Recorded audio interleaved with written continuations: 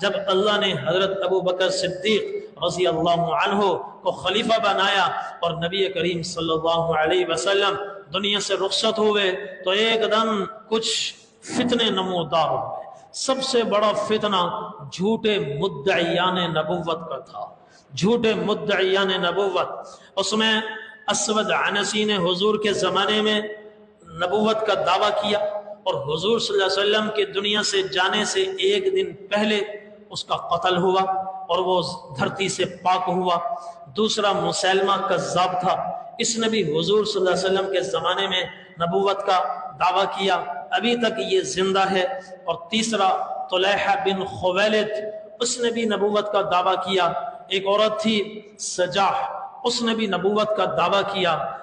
تو ایک فتنہ یہ تھا کہ کچھ لوگوں نے نبوت کا دعویٰ کیا، اور کچھ دوسرا فتنہ بغاوتوں کا تھا۔ کچھ لوگوں نے یہ سمجھا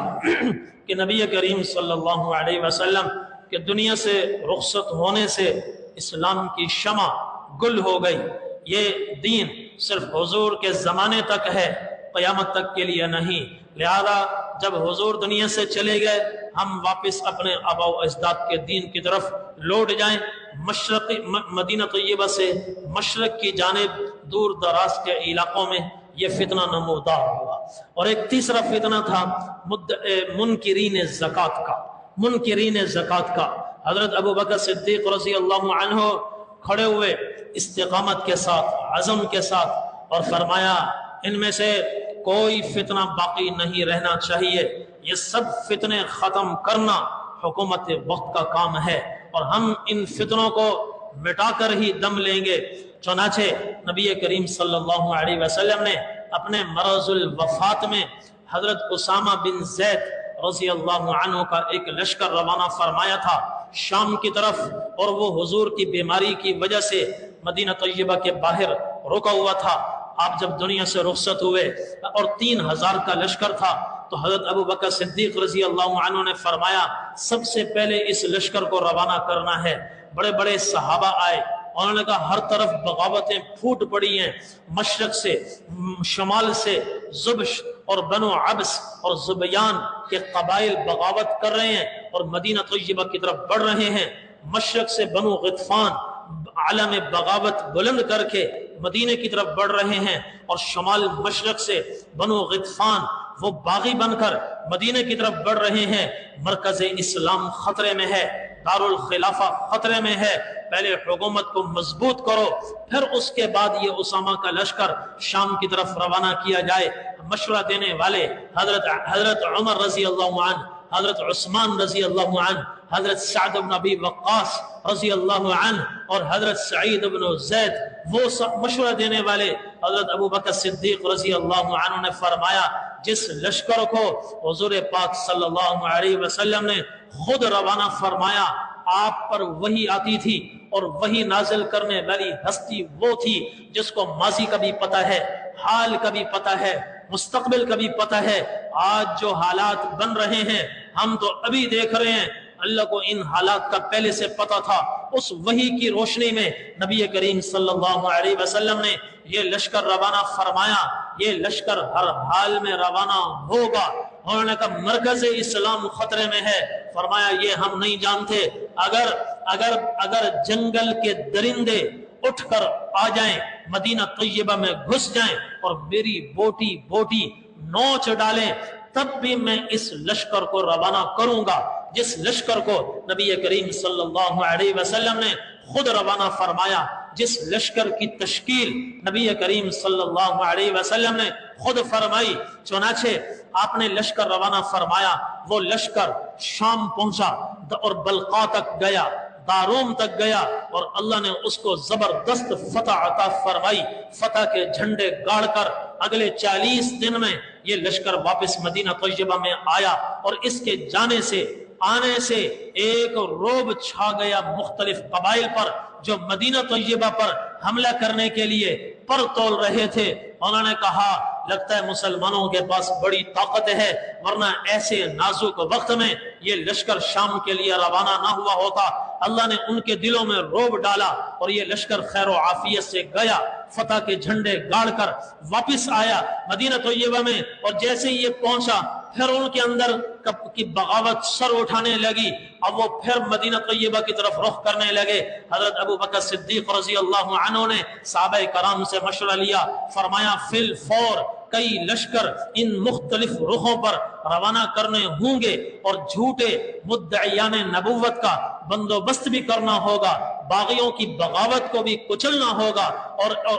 اور جو دین کے کسی ایک حکم کا انکار کر رہے ہیں انہیں بھی واپس دین کی طرف لانا ہوگا۔ صحابہ کرام نے کہا آپ ابھی ذرا ہلکا ہاتھ رکھیں، تھوڑا تحمل فرمائیں، حالات کو تھوڑا درست ہونے دیں، ابھی ہم کمزور ہیں۔ حضرت عمر رضی اللہ عنہ مشورہ دینے والے، حضرت ابو بکر صدیق رضی اللہ عنہ جو بڑے متحمل مزاج اور نرم تھے، وہ ایک دم ان میں چٹان جیسی سختی آئی اور حضرت عمر سے فرمانے لگے عمر یہ تم کیا کہہ رہے ہو؟ اجبار فی الجاہلیہ وخوار فی الاسلام، زمانے جاہلیت میں تم بڑے بہادر بندے تھے اور اب زمانے اسلام میں تم بزدل ہو گئے ہو۔ اور پھر فرمایا عمر سنو، تمام صحابہ کرام سے فرمایا سنو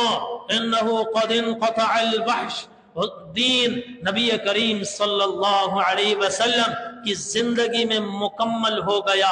آپ کے رخصت ہونے سے نبوت کا دروازہ بند ہو گیا اور وحی کا سلسلہ بھی منقطع ہو گیا، وحی کا سلسلہ ٹوٹ گیا۔ اب کسی بھی شخص پر کسی بھی عنوان سے کوئی وحی نہیں آ سکتی۔ اَيُنْقَصُ الدِّينُ وَأَنَا حَجْ، دین مکمل ہے اور اب دین میں رکھنے آ رہے ہیں، کمزوریاں آ رہی ہیں،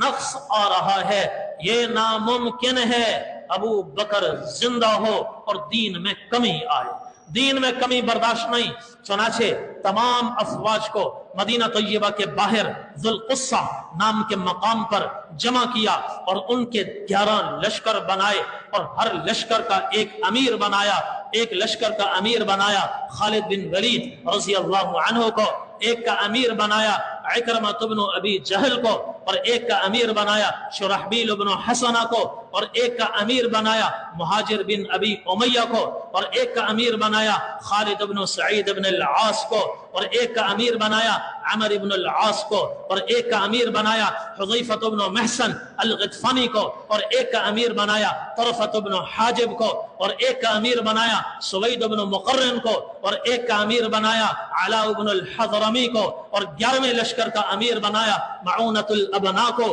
اور پھر پورے جزیرۃ العرب کا نقشہ مرتب ہوا، جہاں جہاں بغاوتیں تھیں، جہاں جہاں جھوٹے مدعیان نبوت کھڑے ہوئے تھے، ان لشکروں کو ان مختلف رخوں پر روانہ فرمایا۔ حضرت خالد بن ولید رضی اللہ عنہ کا لشکر بھیجا طلحہ بن خویلد کی طرف، جس نے نبوت کا دعویٰ کیا تھا، فرمایا ادھر جاؤ، لیکن طلحہ کے پاس جانے سے پہلے قبیلہ بنو طی کے پاس جانا، جس کو طلحہ نے ورغلایا ہے، ان کو سمجھانا، دعوت دینا، ہو سکتا ہے وہ واپس دین اسلام میں داخل ہو جائیں، تو پھر ان کو لے کر طلحہ کی طرف جانا، اور طلحہ کے معرکہ سے فتح یاب ہونے کے بعد آگے مالک بن نویرہ کی طرف بڑھ جانا، اس کی بغاوت کو بھی کچلنا، پھر مدینہ طیبہ آنا۔ حضرت خالد کا لشکر روانہ ہوا، اس کے پیچھے عکرمہ بن ابی جہل کو بھیجا مسیلمہ کذاب یمامہ کی طرف، اس کے پیچھے شرحبیل بن حسنہ کا لشکر بھیجا،